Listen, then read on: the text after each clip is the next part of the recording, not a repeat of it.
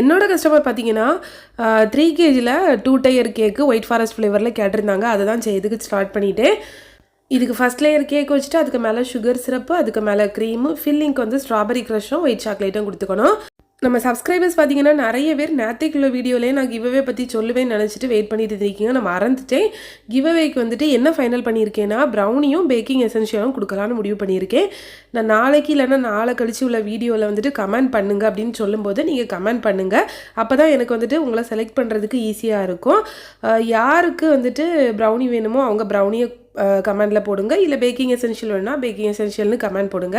அதில் யாரோட கமெண்ட்ஸ் எல்லாம் செலக்ட் பண்ணுறோமோ அவங்க கேட்டிருக்க பொருட்களை நாங்கள் அவங்களுக்கு கொடுத்துடலான் இருக்கிறோம். ஏன்னா ப்ரௌனியே ஒருத்தருக்கு கொடுத்தோன்னா எல்லாருக்கும் பொதுவாக கொடுத்தோன்னா ப்ரௌனி பிடிக்காதவங்களுக்கு கஷ்டம். அதேமாதிரி பேக்கிங் எசென்ஷியல்ஸ் தேவைப்படாதவங்களுக்கு அதை கொடுத்தோனால வேஸ்ட்டு.